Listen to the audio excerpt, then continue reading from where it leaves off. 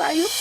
Ina, the worst of us is Yeah. leading us towards hell and we cannot do anything about it. What can you please tell me? Magalit mga Please. ating mga kababayan, no? Pero kailangan Yeah. sabihin ang dapat sabihin. Una, it's an issue really of leadership. Pangalawa, issue din ng mga Pilipino yan. Yes, Issue wala tayong natin din respeto. yan eh. Kasi hindi ko alam kung bakit hindi tayo natututo. Kailangan natin talaga matuto na, alam mo yon, three things. Leadership, the kind of political system we have, the kind of political culture we have, and the Filipino people needs to learn something from all of these things. Really. Kasi lahat yan interconnected. So, kasi ikaw at ako, to be frank, we're serving like educators right now. Trying to, discuss all of these issues para i-awaken yung sense of nationalism and consciousness ng mga Pilipino. Pero I am not sure until when na magkakaroon talaga ng awakening and consciousness na these things will never repeat over and over again. Even I, to be frank with you, andun ako sa point na yon na minsan tinatanong ko na ang sarili ko na hanggang kailan ako magsasalita para lang makakontribute sa consciousness ng ating mga kababayan. And on the other hand, it's also about leadership. Depende kung sinong nasa taas. Pangatlo, ang political system natin talaga has to change. And yeah, it has. But this is not the right time. With Marcos Jr. on top, this is not the right time to have this kind of systemic changes introduced. Maybe panahon ni Sara, hopefully Sara becomes president. The third Well, one is culture. Culture. She Yun ang will. sinasabi ko na culture na Digong was presenting. Like, you need to have that sense of nationalism, independence, and malasakit sa kapwa mo at malasakit sa bayan mo. Hindi ka self-interested. Na hindi ko sinasabing hindi ka mabubuhay. Mabubuhay ka, alanganan mo wala kang sweldo and all, pero hindi lahat ng ginagawa mo para sa sarili mo lang. Kasi greed is the root cause of massive corruption in government. And we can see that there's a lot of people out there, not only politicians, who are greedy. And I don't even understand. Saan nyo ilalagay yung mga malita-malitang pera? Hindi nyo yung kayang dalhin sa libingan nyo.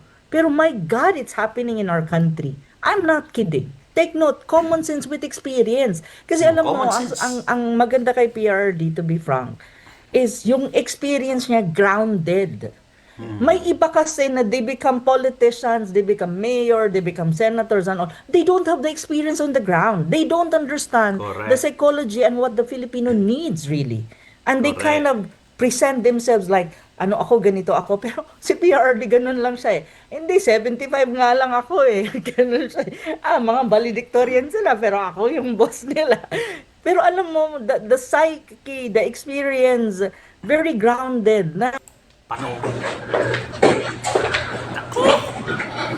Ganito pala sila magbilang ng maleta. Ano? Nako. Ayan, mga kadonatics.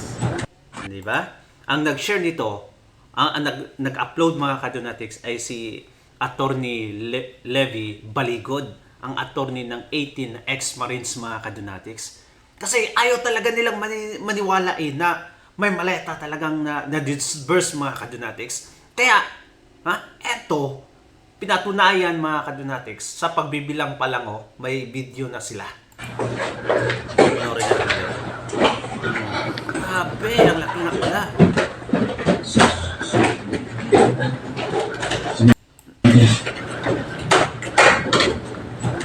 Now, it makes sense mga kadonatics ang pinagsasabi ng 18 na Marines. Ano pa? Baka sabihin na naman nila itong mga kadonatics na AI na naman. Kaklaro niyan, na hindi AI. Nako, ano naman kaya ang reaksyon ng palasyo nitong mga kadonatics? Dito pa lang, malalaman na natin na ayaw talaga nilang imbestigahan. Kasi nga mga kadonatics, nako, masisira ang imahe ni Bongbong Marcos na matagal nang sira mga kadonatics. Ay nako. At eto mga kadonatics, sabi na ng iba na Barbie nga talaga Barbie nga talaga mga kadonatics. Panoorin nyo itong si Barbie nga talaga. Ay nako, kala ka ba? Tingnan nyo naman mga kadonatics. Barbie na Barbie. At alam nyo ba na siya yung nangunguna ngayon sa impeachment case ni Inday Sara Duterte sa House of Representatives. Though wala siya sa picture mga kadonatics, hindi siya makikita, pero siya talaga yung nangunguna Noon, Wala si Romualdez. Ngayon, wala na eh. Siya yung parang majority leader mga kadonatics sa Kamara. Siya yung nangunguna ngayon. Baklang to! Nako. Ano sabi natin mga kadonatics? Sabi ko na Barbie. Charis ba to? Ang ganda. Bayot. Ay, nako. Ayun. Nako naman. Napakaamo. Talagang si Jake Cyrus, no? Magnanakaw. Ganyan lang yan sila mga kadonatics. Bilyon ang insertion yan sa kanyang distrito. Bilyon mga kadonatics. Nasa 12 billion ata. At may mga ghost project din yan. Ganyan. Katindi yung mga Marcoses. Ay, balik lang natin dito. At ito mga kadonatics, matindi. Pilit nilang inalala mga kadonatics ang, mga kagahapon with Tatay Digong. Kung ano yung dapat gawin ni Tatay Digong mga kadonatics. Kung siyang naging presidente ngayon. At nung dati na may pandemic, eto mga kadonatics, ang ganda ng mga punto nila dito. Panoorin. But take note, common sense with experience. Kasi alam mo, Common sense. ang maganda kay PRRD, to be frank, is yung experience niya grounded. May iba kasi na they become politicians, they become mayor, they become senators and all. They don't have the experience on the ground. They don't understand Correct. the psychology and what the Filipino needs really. And they Correct. kind of present themselves like, ako, ganito ako. Pero si PRRD, ganun lang siya eh. Hindi, 75 nga lang ako eh. Ganun siya. Mga valedictorian sila, pero ako yung boss nila. Pero alam mo, the psyche, the experience, very grounded na sabi ko nga, every time I'm being asked if I would have how to choose a leader, sabi ko, first, of course, it has my education naman. Second, I said, really understand the ground reality, especially in the Philippines. Kasi if you don't understand the ground reality, you don't understand the psyche of the Philippines, you don't understand your country, even the history of your country, you will not be able to come up with policy na may common sense. Pero PRRD really is that leader. I'm not kidding. That's why some people ask me, Asis, bakit ka ba naging Duterte? Kasi academic ka, most academic, di ba? Mga taga-UP, anti-Duterte and all that. Sabi ko, it's just one thing, I said. First, authenticity niya. Second, ang kanyang policy is may common sense. Pangalawa, may puso talaga siya sa Pilipino. Nai-interview ko nga yung ibang mga taga-Davao. Halimbawa daw, may lumalapit sa kanya. Walang pagkain. O sige, magki-create siya ng job para sa'yo. Okay, from now on, ikaw ang tagabukas ng door, may sweldo ka. Kasi kailangan mo ng trabaho. Like for example, kailangan naman mag-go through ka pa ng pagpipirma, i-interviewin mo pa, iwala ng kinakain. Pero si PRD, magbilis mag-isip. O ngayon, ikaw na ang tagabukas ng door na yan, may sweldo ka, siguraduhin mo lang na ayusin mo yung buhay mo. Alam mo, may mga ganitong sitwasyon siya nung na-mayor siya. Alam mo yun? Kaya ang Di ba, mga kadonatics? Teach them how to fish, not give them the fish. Instead of giving them the fish, mga kadonatics, teach them how to fish. Ang ginagawa ni Marcos ngayon, ni BBM, ay ayuda. Bahala na, mga kadonatics. Bahala na si Batman. Ha? ayuda. daming tao sa City Hall ng Davao City because ganun siya. Sabi ko, alam niya ang need ng Pilipino. Yeah. I measure kasi sumbongera ako. Na-measure ko talaga yung galing, no, ng pagkalalaki. Babae, no? Kahit babae. Pag nagsumbong ako, ay may gagawin siya. Kasi matagal ako bago magsumbong. Makikipag-away muna ako, gagawin ko lahat, no? Ganun yung patakaran namin kay PRRD, no? Sa amin. So, when I go to him, at nagsumbong ako, ibig sabihin taob na ako. And he will do something. He will do something about it. Na, alam mo siya, katulad ng kwento mo, bigyan kita na, bigla siya may trabaho, di ba? and it's because even if you had to ask me, what one thing is the best about PRRD, it's his heart. He has such a big heart. Yes, Lalo that is na true. sa mga naaapi. Totoo yan. Naaapi. Ganon. Lalo na pag mahirap. Lalo na pag Hirap, bata, kahit yung mga Single babae, single yung mga mom. inaapi, yung mga bakla, ayaw niya yung inaapi-api, ayaw niya yung ganon. So, Oh, Yung mayroon pa nga. sinabi mo, yung minention mo na mga politicians na nagpolitiko pero walang alam. Kasi nagpolitiko sila, hindi para magsilbi. Si PRRD, his very essence talaga is service. He likes to serve That people. is really true. Yeah, That's that's why his feet are on the ground and he knows the realities on the ground because he has made it his responsibility to go down and find out. But these Correct. idiots, no? Like mm, Bongbong Marcos is an idiot. You think he knows? He knows nothing. napaka-detached He ni hasn't Bongbong made eh. it his Oo. responsibility to know the realities of the poor. Hindi, wala siyang alam. Walang alam yan. You Marami can sa kanila see it, ganyan. No? you can Go see it. ahead. Actually, makikita mo yung Yeah. administration ni BBM is very different from the previous administration of PRD. Kasi yung Wow. Yes. very, very extremely. But what I'm saying Yeah. is detach sa reality. Kung ano Detach. kung paano naghihirap ang Pilipino. Alam mo, makikita mo, like for example, ngayon may energy crisis. Kailangan ng, sabi niya, ito, hindi na natin itutuloy ang libreng sakay, pero hindi, itutuloy pa rin natin. Parang, ano ba talaga? Kahit sa pagsasalita mo pa lang, hindi mo maintindihan kung anong sinasabi mo. Alam mo yon. Yun lang is may damit. Ano Oo yun? nga, parang Diba? Sasabihin niya. napaka-detached, hindi nila Yung You naiintindihan. know, fertilizer. I'm sorry, Ana. You know, Fertilizer, mga kadonatics, tapos langis. but it really has gotten to the point where he has to resign. What's coming out of his mouth is so much bullshit, so much foolishness, that at the end of it, it is the Filipino people suffering. They line up. There's no basic services anymore. Wala talaga. The public is already suffering. You Alam should mo, resign, no? sis, if you really look at the situation right now with the Yeah, war in the Middle yeah, East, as we yeah, are facing an economic crunch and we are facing yes, energy yes, crisis, yes, you have to have parang i-compare mo yan nung panahon ni Duterte. We also face a very difficult situation because of COVID. yeah. It's, magkaiba lang. War ito, compounded ang economic problems mo, may energy crisis ka. But during PRD time, we face a COVID situation. Look at what happened. The PRD was very decisive. Ang ano niya, ang bottom line niya, o sige, gagastos ako, basta wag lang maghirap ang mga Pilipino. Mga OFW, gastusan na natin ng mga hotel yan, dapat okay sila. Okay, ako ang magpapadala ng mga eroplano kung kailangan umuwi yan dito. Alam mo yon, decisive siya, pero ang bottom line niya lagi is the Filipino people has to be protected. They should be, ang needs nila ma-address. Kung kailangan maglabas ng pera, maglalabas tayo ng pera. Hindi na natin kailangan patumpik-tumpik pa. Gawin ko anong dapat gawin. Ngayon na. Alam mo yun, COVID was a very difficult situation, ha? Pero if you really look at us during PRRD, hindi tayong pinakakawawa sa buong Asia. We're actually better off during that time Yes, under that's true. under PRRD. Really. But right now, look, the first country in the world that declared energy emergency is the Philippines. What does it tells us, 'di ba?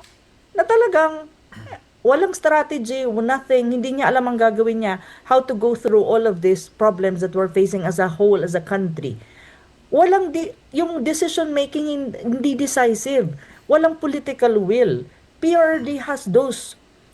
One thing that is very good during PRD time is political will. Pag sinabi niya, gawin nyo, gawin nyo. Wala nang etching-etching pa, walang bida-bida dyan sa cabinet. Ito yung gawin nyo, gawin nyo. Alam mo yon? Ngayon, hindi mo alam eh. Parang ang dami nagsasalita, wala kang makitang leadership na malinaw. But during his time, it was difficult. COVID was a very difficult situation, but I'm not kidding. We survived. Actually, 2022, we're still floating and our economy was still good. Damn, And you're crying. in terms of death, compared to other countries, mababa ang Pilipinas. He Also, found a way. Paano also, magkaroon tayo ng mga COVID vaccine, mga kung ano-ano. Ang hirap-hirap ng time na yun. also during the during the pandemic, PRRD had one of his highest trust and approval ratings, while other leaders in the world bagsak ang approval ratings nila, and the Oo. satisfaction rate of the way COVID was handled by government was, I think, 88, something like that. So the Filipino people approved, 'di ba? So Oo, Ano tayo talaga? Better off talaga. I'm not kidding because I studied the situation in the COVID time comparatively from different parts and even in Southeast Asia. Better off talaga. At saka Nanonood ako ng kunti lang mga kadonatics. Nung panahon ng pandemic talaga, ang ginagawa ko, nanonood ako ng ASEAN Analytics mga kadonatics. Ay talagang maganda yung ekonomiya ng Pilipinas. First quarter, second quarter, third quarter to fourth quarter mga kadonatics. Para palagi tayong nangunguna. Yung Vietnam, palaging nasa may panahon pa nga mga kadonatics na naubusan natin yung China in 1 year. Sa GDP mga kadonatics, sa GDP, nasa 7% yung umangat ay hanggang 7% habang ang China is 5% lang. Yung sinasabi natin na Vietnam, nasa baba lang yan sila mga kadonatics, pero look at us now. We are in the bottom mga kadonatics. Grabe! Impact ng isang presidente, ng isang tao lang mga kadonatics. Look at what happened to us. Kaya I truly understand their excitement mga kadonatics, the way they speak patungkol kay Tatay Digong, yung mga achievements niya, yung quick thinking niya mga kadonatics, ay talagang kakaiba siya. Sobrang kakaiba mga kadonatics. Totally opposite sa nangyayari ngayon sa Pilipinas. Let's go on.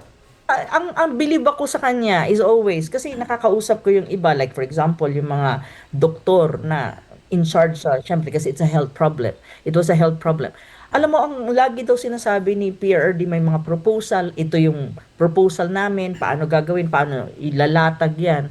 Let us say about ang lagi niyang sinasabi, okay ba ang Pilipino? Protected ba ang Pilipino? Kasi bottom line Pilipino. Kahit anong gawin nyo, kahit anong proposal nyo, ang kailangan ko maintindihan, wala akong problema dyan, magagaling kayo, mga academic kayo, experts kayo, pero ang pinaka-importante sa akin, lagi daw sinasabi ni PRRD, welfare ng Pilipino, okay ba lahat ng Pilipino? Hindi sila magsasuffer.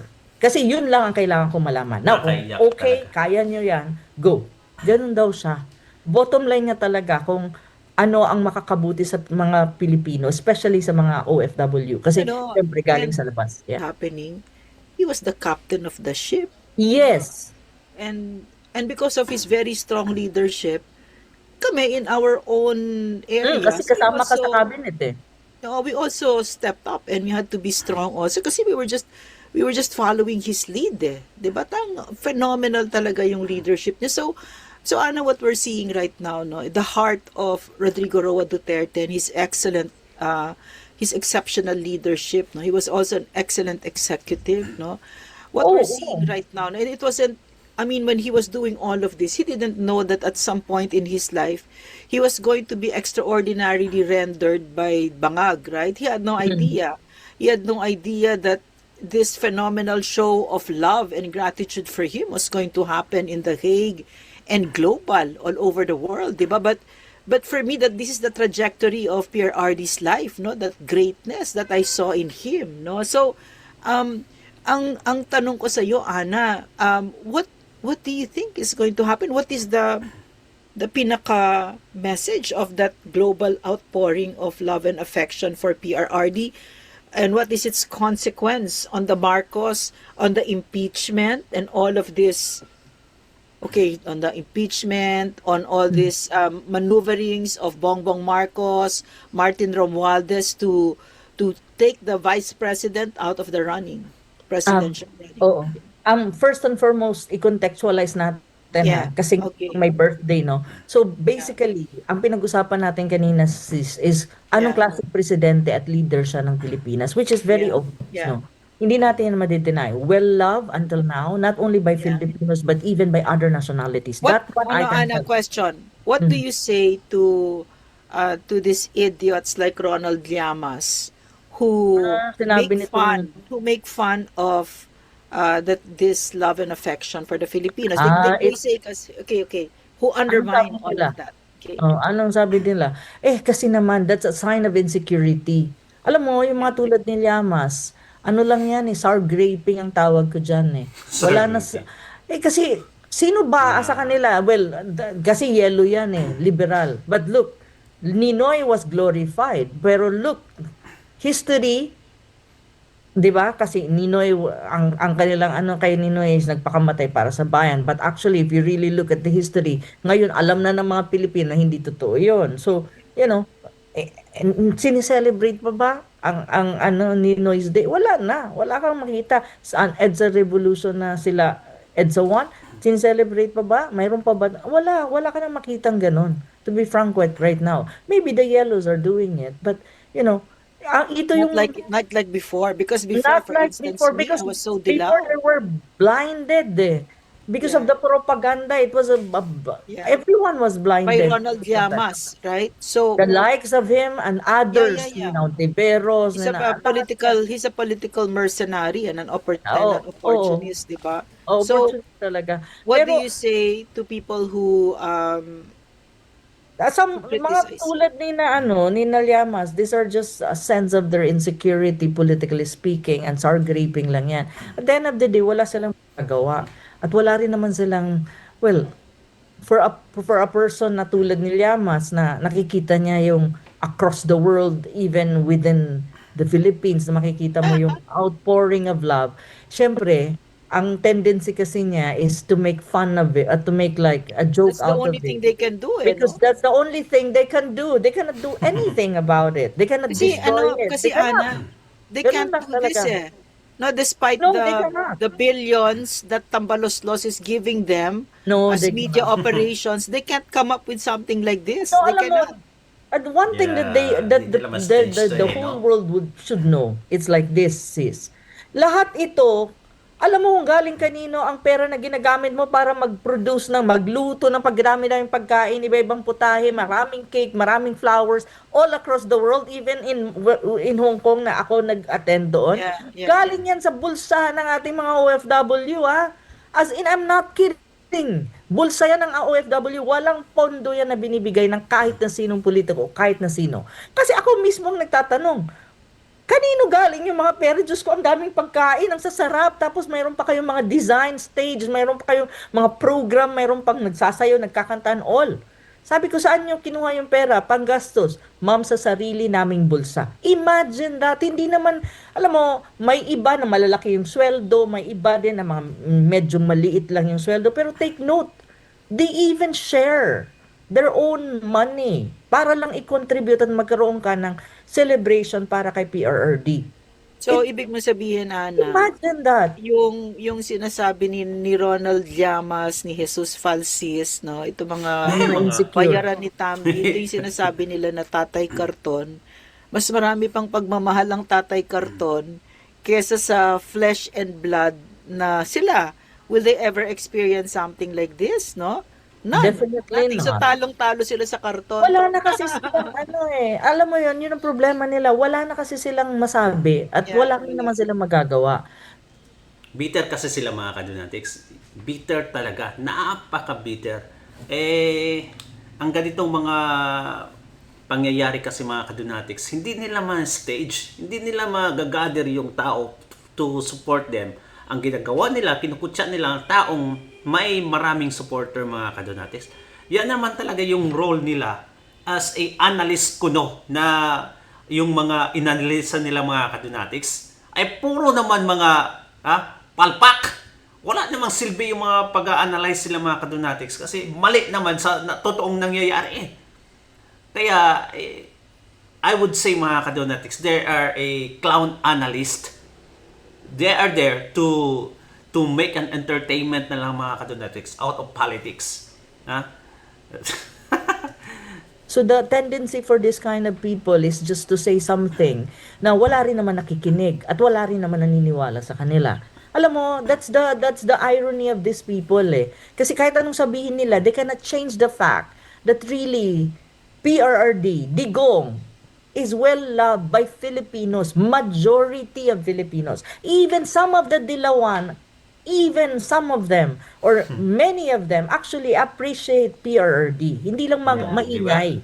Kasi syempre kapag maingay ka, i-criticize ka. Look at what's happening to Gonzon, 'di ba? Gini-criticize nila si Gonzon dahil Gonzon is as making, di ba? Sa sinasabi ni Duterte na siya, na-appreciate niya si Sara, na-appreciate niya at gusto niya yung leadership ng isang Duterte. So anong ginagawa kay Quanzon, di ba? Ano nila, ino-ostracize nila.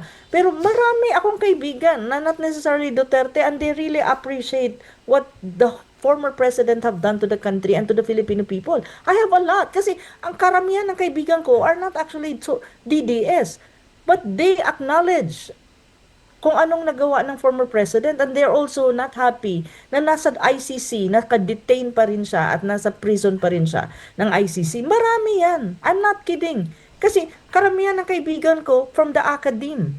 Ang karamihan ng kaibigan ko from the Grabe. universities. Karamihan ng kaibigan ko, these are people na middle class up. Alam mo yun? Grabe, ang They, daming they kagiyakan ah. at saka business sector So, kasi we so are what are the consequences of the media operators of Bangag in Tambaloslos sayang lang yung pera nila. that they would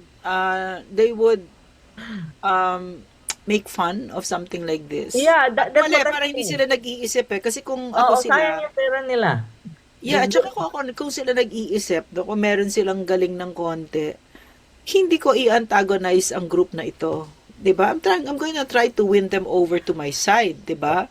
Mm. But wala eh. Pero I think that siguro there's no way of winning them to their side already. I mean, with a group like this, you think you can win over them, bring them to the side of virus? Kasi si Ronald Llamas, of course, wants the girlfriend to be president, 'di ba? But you think they can they can win them over to that side?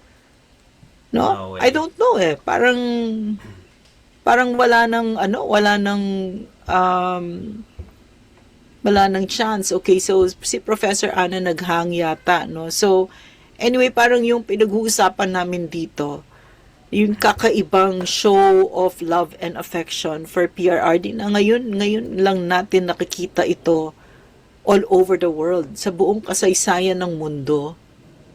Grabe, walang ganyan. Walang ganyang Suporta. president, no? Ang sinasabi ko nga, kahit anong sabihin pa ng mga tulad ni Llamas, first, wala silang magagawa. Pangalawa, hindi nila mababago ang katotohanan na PRRD really is well loved by most Filipinos, if not all. Third, kahit magpatiwarik sila, hindi nila ito mababago. That's really the truth. And third, kahit anong gawin nila, ang mga supporters talaga ni PRRD, yung Duterte, solid those supporters, kahit anong gawin nila, humiga pa sila sa gitna ng kalsada, magpatiwarik sila, to be very frank, hindi nila makukuha yan. Kahit anong gawin nila. DDS na That's eh. one thing I Kahit can question. tell you. Professor Oh. Ana, question. So, I'm a buwaya in Congress. Okay, let's say I'm one of those that are pwedeng suhulan. No? Or maybe I'm a fence sitter, I don't know yet, right? What would my thoughts be if I see something like this? What should they consider when they see that kind of once in a lifetime historical political power of the Dutertes? Alam mo, sa Congress kasi sis, ganito yan. Oo. Yeah. Ang ano kasi dyan, one thing we have to remember, karamihan ng politician, they want money. That's one thing I can tell you. Kasi ako, may probinsya kami, Eastern Visayas. Even when I was young, I was already exposed to politics. Even some of my family members are playing politics at the same time. Hindi iba lang yung politika nila kasi old, traditional. On my side, I cannot be part of it. So, lahat ng politicians, especially yan sa House, karamihan dyan, pera. Lahat naman talaga eh. Kaya nga karamihan corrupt or most of them are corrupt. However, when you talk about election, especially pag nasa taas na, yung national na, may mga realignment na yan. At pag nakita nila, like for example, outpouring love for PRRD, outpouring love for the Vice President, alam mo yon, ang dynamics kasi ng Pilipinas, kung nasaan ang tao, susunod ang politiko. Ganun talaga yan. Despite the fact na halimbawa, mag-pour in pa yan ng pera ang administrasyon or mga tulad ni Tambaloslos. However, one thing that you have to remember though, pagdating sa local politics, iba ang usapan dyan. Sabi ko, ang local politics has a different dynamics compared to the national politics. Pero at the end of the day, ang mga politiko sa Pilipinas, susunod yan kung nasaan ang tao. At yun yung sinasabi ko sa iyo na kaya nga, ang impeachment actually, they're trying really their best na para matuloy ang impeachment na yan at ma-impeach si Inday sa House and then trial proceeds in the Senate. Kasi isa lang naman ang kanilang target, to be frank with you. It's not about the truth. It's not about, kasi kayang sagutin ni Inday at ng mga lawyers niya yung impeachment case eh. Ang kailangan nila diyan, alam mo kung anong nila strategy ng kabilang side is actually they're now trying to create and trying to find a way na ang credibility ni Inday at ng mga Duterte ay masira. Because Pero wait a minute. sa trial yan. It's not working It's not- anymore because he's the precisely. most trusted, diba? So No, what I'm saying is, Yeah. sis, ang sinasabi ko is that's the strategy that they want to put Yeah. forward. Kaya nga gusto nilang umabot sa trial yan. Pero hindi nila naiintindihan. Yun yung kanilang strategy. However, one thing that you have to remember, yun nga hindi nila naiintindihan. Whatever you say, like for example, whatever they will say against Sara or against against PRRD, wala na yan. Alam mo bakit? Sa utak kasi ng mga Pilipino, ano na yan eh, tawag nito, implanted na yan. Now, they will never believe anything na sasabihin against them, especially the solid supporters ng mga Duterte. it also doesn't help that the whatever impeachable offense cannot stand on even half a leg legally, 'di ba? There's na ang daming butas, right? So it doesn't help that it's like that. So in other words, the vice president has not committed any impeachable offense, right? So in other words, no. Kasi naiintindihan kita dyan, sis. Kasi that's the legal aspect of it. If you really ask me about the articles of impeachment, walang walang ano yan, ring eh. At saka kung titignan mo, kayang sagutin yan eh. Kasi ano yan eh, mayroon kang committee, may trial ka na nangyari sa House, quote unquote. It's not really a trial, but in a way, it seems to be like that. But one thing that you have to remember, this impeachment is not about legality. It's not about accountability. This is really political dynamics. This is really political theatrics. Ganun talaga siya, sis. So if you Question. I just want put to the make lens a of point. politics, Go ahead. makikita mo yung kanilang strategy na gustong gawin. Kasi isa lang naman ang gusto nila, wag siyang makatakbo by ng 2028. Yun lang ang gusto nila. Kaya gagawin nila lahat na political theatrics nila at way of, maneuvering para mangyari yon. Ang problema nila, ang problema ganito, ang House, hawak yan talaga ni Tambaluslos at and others, Marcos. including of course ni Marcos Jr. But when you talk about the Senate, that's a different dynamics. The what? Really I'm sorry. different dynamics. When you're talking about the Senate. Senate. Oh, yeah. Iba yun. No. Wait. There was a point that I wanted to make why we started with that phenomenal show of love and gratitude, which translates to the formidable political power of PRRD, the Dutertes, right? That's what it means to me, no? That kind of, because I do believe, no, and greatest political minds have said so, that power comes from the people, right? So Of course, yeah. no matter, look at, so especially in our to context. clarify, no, the Marcos camp has stolen trillions, and yet they no longer have any political power because the people have already withdrawn their support. They've already made up their minds about Marcos and Tambaluslos, that they are mga magnanakaw, right? On the other hand, they've already look at that show of force, no, by the show of power by the Duterte camp. No, in other words, they have that power, they have the political power, and the irony to all of this is PRRD is in jail halfway around the world all alone, and yet he is the most powerful political figure and the most powerful moral force in our country right now, right? So knowing this, why would you try to impeach? Why would you try to go against the most powerful political family in the country? Why would you do Yun that? na kasi sinasabi ko, sis, Yeah? It's precisely because it works both way if you really look at it in a political sense. Okay. That is really true. I mean, if you really look at PRRD and in terms of having the trust, and the power and even the belief, of the people, of the Filipino people, let us say the majority of them, mayroon siyang ganun. Nasa kanya yun. Hawak niya yun. But one thing that you have to remember, also the reality, sis, in terms of government power, hawak yan ni na Marcos Jr. Because you have to distinguish two things here.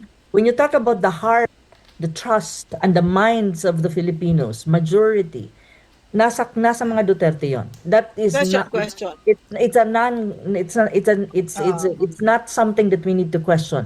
However, when you talk about state power, government power, you need to remember sila pa rin ang nakaupo sa gobyerno. So that's why they have the control of the state apparatus, of the government apparatus, and they're using it precisely because of the fact that they can see na ang mga Pilipino nasa Duterte side. So, they will do everything in their power because of that kind of insecurity to push for the impeachment. Kasi nga, they're stupid. insecure of the fact na wala sa kanila yung tao. So, ang iniisip kasi nila, napaka-myopic na pag ni-remove namin si BP, halimbawa na hindi na makatakbo, wala na yung isa. Ang hindi nila kasi naiintindihan na ang support ng mga Pilipino, especially the solid Duterte supporters, is it's not necessarily that, halimbawa, let us say, knock on the wood, na impeach si VP. Hindi na ibig sabihin nun na wala namang pwedeng pumalit Alam mo, pwede, mayroon pa. Hindi naman lahat So, andun pa rin yung solid support. Matatalo pa rin sila at the end of the day. So, hindi nga nila nagigets yung psyche ng tinatawag mong solid Duterte supporters. Ang nakikita lang kasi ng kabilang side is, we need to remove her from running an office because mananalo siya kapag tumakbo siya. Pero hindi nila nakikita na kahit halimbawa, knock on the wood again, God forbid, let us say hindi nakatakbo si Inday, mayroon pa Kung sinong i-endorso niya, mananalo pa rin Precisely because the Filipino people would always be aligned dun sa tinatawag mong leadership brand of the Dutertes. So yun yung hindi naiintindihan hindi naiintindihan ng kabila. May tanong ako, Ana. Mm. Ito mga ito, supposedly, matagal na mga politiko na yan, di ba? They've been there. Tingnan mo yan sila Bangag, no? They've been there for decades. Why is it that they They're don't not even understand the most political. basic of things? Yeah, It's they basic. don't have the political acumen actually. They Kasi don't. minana lang no? Minana lang sa mga magulang. Precisely. That Yun is lang, no? exactly what I'm going to say. Why they don't Yeah. understand politics deeply and they don't have the acumen about it. Especially the context in the Philippines and this phenomenon of the Duterte base, no? It's precisely because sila nandun sila sa kanilang mga pwesto, congressman, even senador, yung iba dyan, at saka mayor, governor. It's not because of their own merits and even it's not because they understand politics at all. It's precisely because minana lang nila sa nanay nila or hindi nakatakbo yung tatay, ikaw naman. Mga Ganun earloom. siya. Walang basis ang kanilang politika. I'm not bragging mga kadonatics, pero I feel like I do understand politics more than them. Kasi ang politics talaga mga kadonatics is more on the interest of the people, not your own interest. And I do believe karamihan sa atin ng mga solid supporters ng mga Duterte mas may malalim pa na understanding when it comes to politics. And that is the reality mga kadonatics. They don't have that basis. Kaya, ang nakikita lang nila, popular itong mga Duterte. Tinik ito sa amin. Tanggalin natin siya by removing through impeachment. Hindi nila nagigets yung psyche. Ana. So, yun ang problema. Ana. Pero So, hayaan mo sila. Kasi malaking pagkakamali yan. Hayaan mo, magkamali sila magkamali. Meron ding isang part of the equation kasi ang interest ko iangat naman natin ang Pilipinas, 'di ba? Precisely. Naman natin. Mm. But The side of, so that's the politician side, right? But the people's side, kulang din. Kulang na kulang ang Pilipino din mag-isip ng tama. Yes. And also yung national character, mahina. Yes, Mahina that's ang true. national character. That's true. It's a money-driven society, di ba? Instead of That honor. is Kasi true. living here in Japan, I've come to realize that it's not just the politicians who are corrupt. It's also the Filipino people. Very corrupt. I mean, look at them. Look at the trolls. Mga bayaran, di ba? It's not just, Marcos is not doing this alone. He's being propped up by media, mainstream media. Kaya nga natawa ako kay, what's his face? Si Bocal, si Llamas. Kaya natatawa ako kasi pinagmamalaki niya si Ster na nasa mainstream media sila nung kanyang he's very impressed with himself that he goes to mainstream media. And I'm saying, what? Parang naniwala siya sa sarili niyang press release. Diba? Natural, kasi may bayad kayo eh. Kaya and mainstream media is in the pockets of Bongbong Marcos and Romualdez. In other words, alam namin, there's nothing impressive. Your credibility is shot, di ba? So, mainstream media. So, in other words, the Filipinos are, yung national character, kulang na kulang. Di ba? Because I I would just agree. I just No, want no, to totoo naman yan, you're sis, also eh. you're also in China, di ba? So, Oo, alam ko. yeah. Get what I'm I saying? mean, So, because our ka interest naman ought dun. to be the infinite game. We have to be playing that, yung long term talaga na, because otherwise it's going to be a repeat, because these people I have agree. children who are That's exactly like them. I mean, true. Sandro Marcos is a magnanakaw. They don't see anything wrong with what they're doing, no? And a lot of them are in power right now, and they're using that power, they're abusing and misusing it to line their pockets and to destroy our country. So many of That them. No? is So, true. okay, Totoo so yun. Kaya nga put it sabi all ko together, sa'yo, please. oo, Yeah. kaya nga sinasabi ko sa iyo, why is it that PRRD is well loved by most Yeah. Filipinos or majority of Filipino?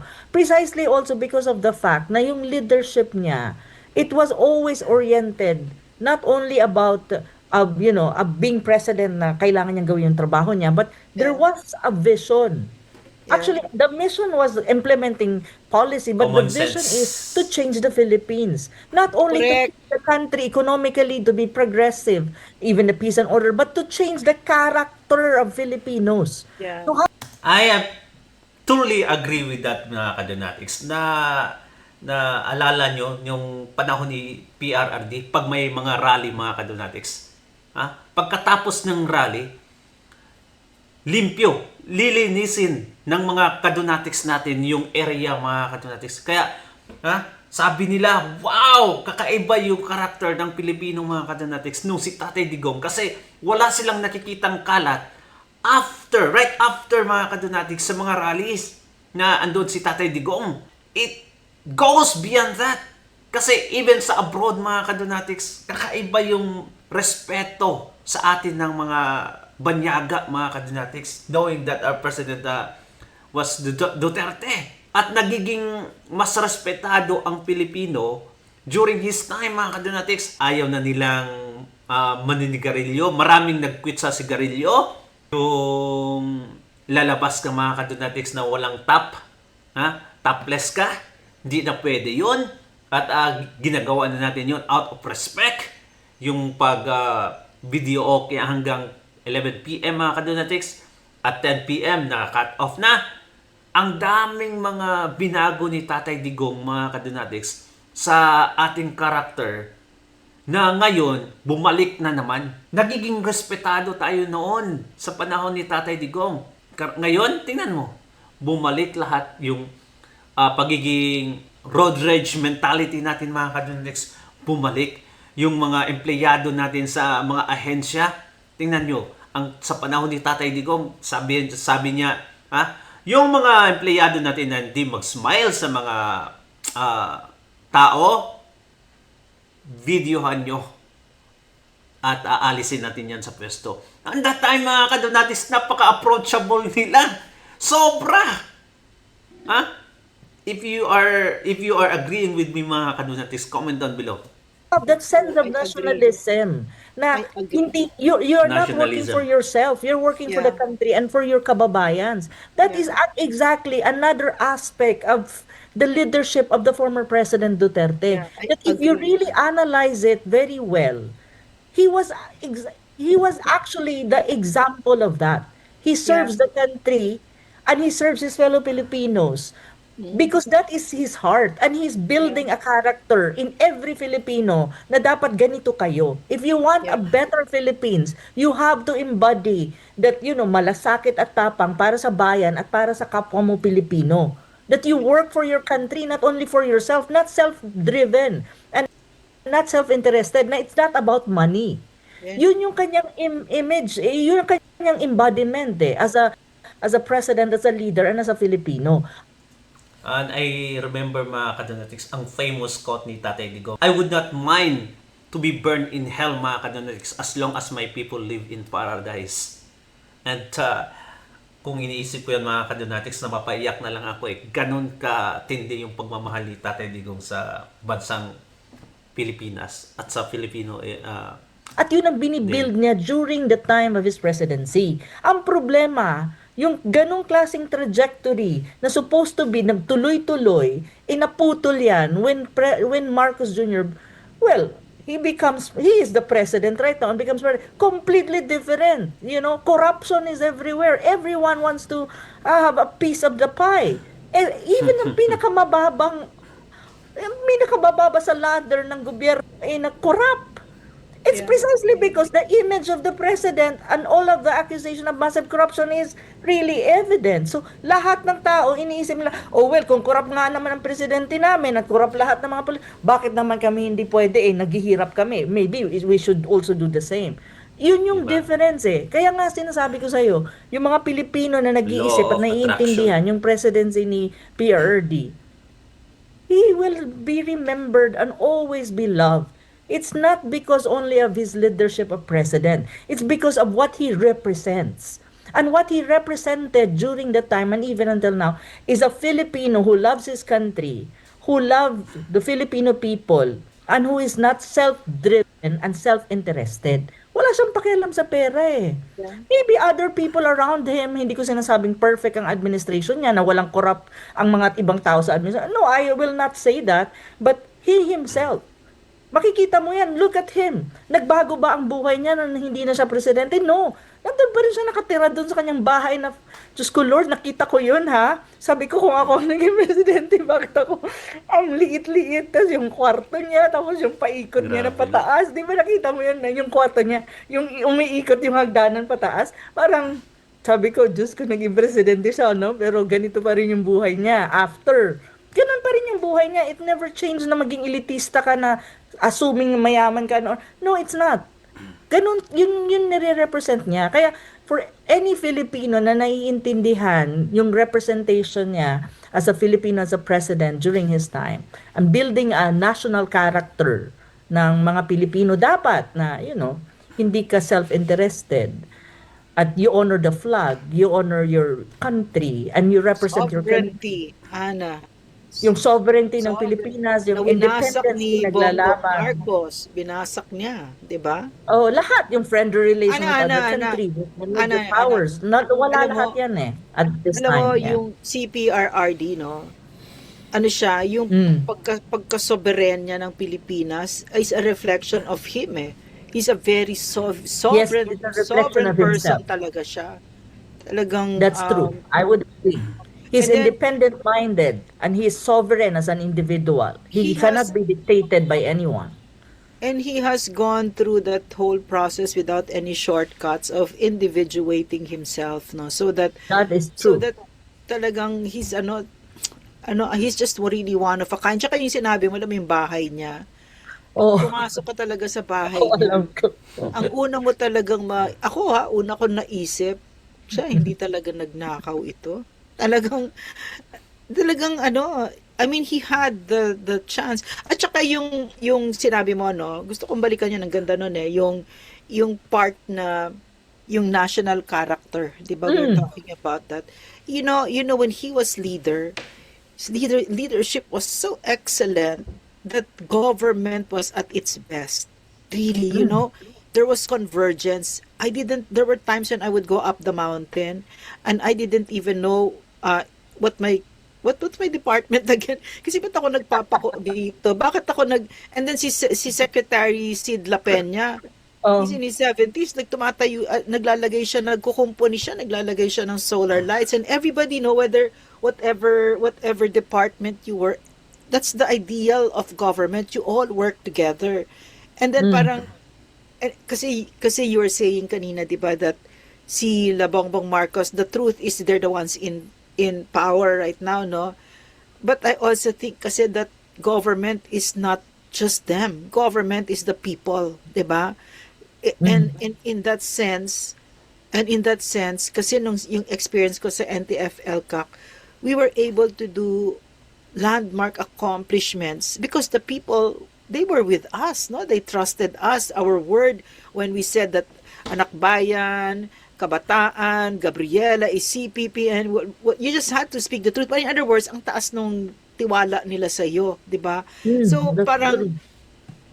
that's and everything, it will all lead to the kind of leaders that we had. It was the Yes. leadership of PRRD, no? Full credit talaga to him. That is really the truth. Yeah. And now you have an extremely opposite Yeah. administration. Interesting. Talaga. Very Zero. The trust rating is plummeted, very low. Kanal. Yeah. Oo, nasa Negative. kanal. Tapos, walang political will. Everything is compromised. The Filipino people are suffering. Alam mo yun, wala kang sense of, hindi mo alam kung ano mangyayari sa'yo bilang Pilipino. I'm not kidding. Yeah. Amidst all the challenges, I just talked to my husband, and even my husband was saying, I am not sure what will happen. Yeah. To be frank, I was like, what do you mean? Kasi syempre, nasa Pilipinas siya. What do you mean? Nagagalit ako, what do you mean? Hindi talaga, hindi ko alam kung ano mangyayari sa amin, sa mga Pilipino, kasi wala talaga. Sabi ko, ha? Sabi walang hope? Well, wala. Sabi nga niya, ang electricity bill daw, tataas na ng mga 3,000 plus, up pa, kasi yung base. Sabi ko, putya yan, sabi ko, alam mo yun, imagine, we're middle class, how much more the lower middle class? Diba, o nasa laylayan, quote unquote. Anong mangyayari? Kasi, diba, this is the opposite. Wala kang sense of hope. Tsaka alam mo Ana, kasi in order for a revolution to happen, somebody told me, no, kailangan magutom yung tao before they go out of the streets. But I'm so sad for our country that we're the Na kailangan mo kind of people. mangyari yun. Kailangan mangyari yun, di ba? Oo. Kasi dito hindi ganun eh. Sa Japan, hindi mo kailangan. Ganun dito, no. I mean, So, I'm not kidding. question, Ana. Yeah. Pag nasa abroad ka mga kadonatics like me, makikita mo talaga yung difference ng pamamalakad ng isang gobyerno sa Pilipinas at ng bansa na kung saan tayo. Like for me, mga kadonatics, grabe. Sobrang kakaiba. Kaya, sometimes I have to think mga kadonatics na, well, I'll probably gonna denounce being a Filipino and being a citizen of this country. Because of what is happening talaga mga kadonatics. Really, hindi nakaka-proud sabihin yan mga kadonatics, but sometimes you don't have a choice but to go on to your intuitive thinking mga kadonatics. Question, Ana, why is it that other countries don't need to go to that extreme before they act? They have the redress. They can correct the situation of a Right plunderer, drug addict. Tayo, putang ina, the worst of us is leading us towards hell, and we cannot do anything about it. What can you please tell me? For me to be I'll be very frank. Yes, Magalit please. mga ating mga kababayan, no? Pero kailangan Yeah. sabihin ang dapat sabihin. Una, it's an issue really of leadership. Pangalawa, issue din ng mga Pilipino yan. Yes, Issue wala tayong natin din respeto. yan eh. Kasi hindi ko alam kung bakit hindi tayo natututo. Kailangan natin talaga matuto na, alam mo yon, three things. Leadership, the kind of political system we have, the kind of political culture we have, and the Filipino people needs to learn something from all of these things. Really.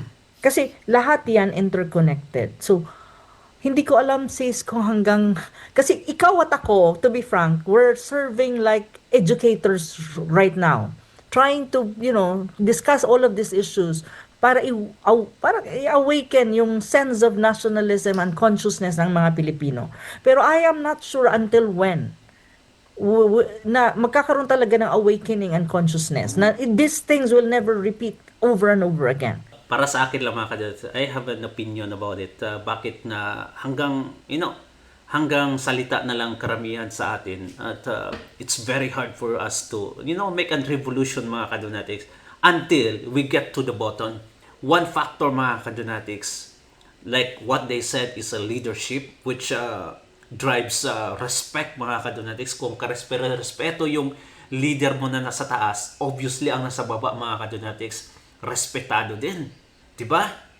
And one thing mga kadonatics, ang being patriotic. Nawala na sa atin yung being patriotic mga kadonatics, mapagmahal sa sariling bansa. Ha? Ni ang ROTC nga lang mga kadonatics na gustong ibalik, ayaw nila. Ayaw ng mga dilawan. Ayaw nilang ibalik yung ROTC mga kadonatics na magiging mandatory. I have visited many times Vietnam. Bakit ganyan sila ngayon? Napakataas ng economy nila. At they are, fast growing economy in Asia mga kadonatics because of being patriotic. Wala silang pakialam kung anong mangyayari sa kanila mga kadonatics as long as okay yung bansa nila.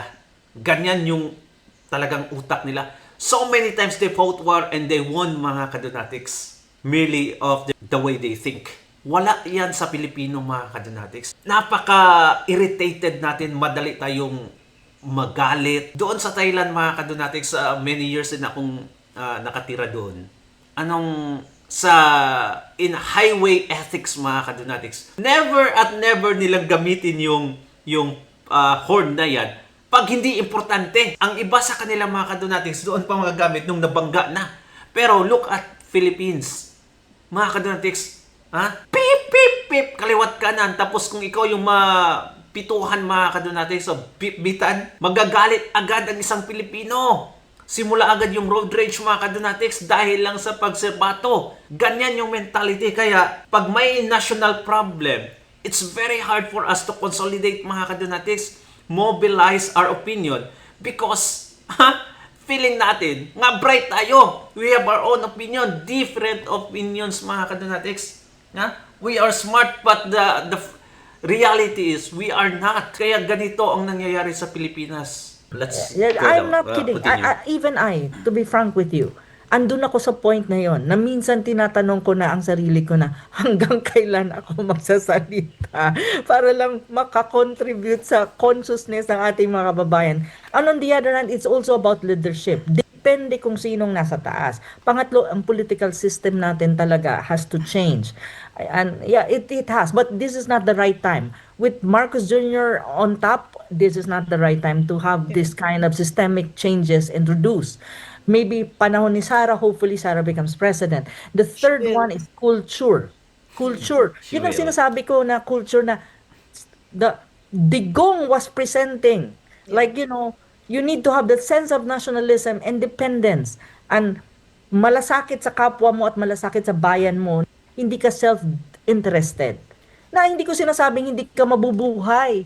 Mabubuhay ka, alanganan mo, wala kang sweldo and all, pero hindi lahat ng ginagawa mo para sa sarili mo lang. Kasi greed is the root cause of massive corruption in government. And we can see that there's a lot of people out there, not only politicians, who are greedy. And I don't even understand. Saan nyo ilalagay yung mga malita-malitang pera? Hindi nyo yung kayang dalhin sa libingan nyo.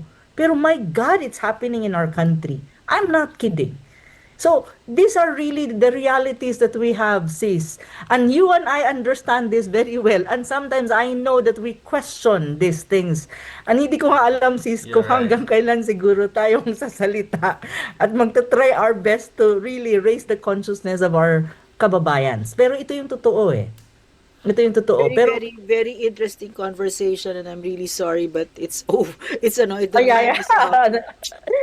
But we have more time to discuss. Kasi ito naman yung role So, I'll natin. invite sis. you again, no? Yes, definitely. So, in closing, In closing, I would say na walang makakabago sa realidad at sa katotohanan na the former President Duterte is really well loved by many Filipinos and even by other nationalities really. It was shown in during the time ng birthday niya all across the world, at makikita mo na lahat ng tao, especially OFWs even inside the country, they shelled out their own resources para lang ma-celebrate at manawagan na sana imapalaya na ang ating former president sa The Hague, no, sa ICC detention. That is already there. That is a fact. It's not even some perspective only. It's really a fact. Makikita natin 'yon. Pangalawa, ang kinaharap ng Pilipinas right now is we are like a country without a leader. There's no such thing as leadership really in a real sense. That is also a fact and a reality. Now, pagdating naman sa impeachment, it's just sa akin kasi ang tingin ko sa impeachment, it's really a sense of insecurity coming from other political forces, given that they know that Sara Duterte is really the front runner in 2028. So this is a reality, and I hope our kababayan would see it that way, that this is a political game rather than issue of legality or accountability. But that is how the Philippines is. Even until now, ganun talaga tayo. So we need to change that. On the other hand, siguro naman ang mga Pilipino, my God, I'm not kidding sis. You and I know this. We have the desire to have a better Philippines. But hindi natin, you and I, hindi natin kaya ito. Kailangan natin ang buong bansa na, alam mo yon, maintindihan nila what it is really, ano ibig sabihin ng better Philippines.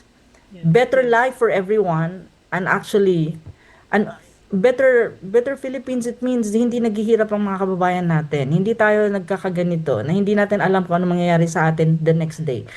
Pero that can only happen if we're all united sa paano mo babaguhin ang Pilipinas. And one important aspect of that is putting the right people in the right position, elective position. Kasi it just so happened na presidential tayo at may electoral system tayo. So, wala tayong magagawa. May election talaga. Kung ako lang, I'm telling you, kung gusto, ano na lang eh. Sige, lagay mo na dyan si Sara Duterte.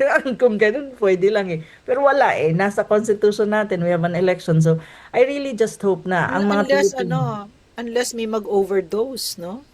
I will. Nag-overdose Dasal na na nga natin eh. yun. Inaano nga nila yan eh. Magta-transfusion na nga lang yan eh. Alam mo, kahit na, Oo. oo, sis, maraming kwento Okay, dyan. so thank you. Anyway, Thank you, thank you so Professor much. Ana Malindog. Thank you so much. Bitin ang ating chikahan. Very interesting, no? Yeah, but very ano lang, You've no? enriched Normal. us. Yeah, Oo, you've very enriched normal. us. Yeah. Normal Yes. discussion, yeah. Well, anyway, mga kadonatics, grabe. Ito yung pinakamahaba kong vlog sa buong career ko. Well, pero di ko pwedeng ma-stop mga kadonatics kasi ang ganda ng kanilang discussion. At talagang, straight to the heart yung mga pinagsasabi nila. At yung pinagagawa ni Tatay Digong, grabe, sobra mga kadonatics. We are not tired of hearing about Tatay Digong's achievement, the kind of leader he was, mga kadonatics. Sobra. Comment down below mga kadonatics at babasahin natin yan kung, what can you say about Tatay Digong? God bless you mga kadonatics at ingat kayo palagi. Like and subscribe. Bye-bye.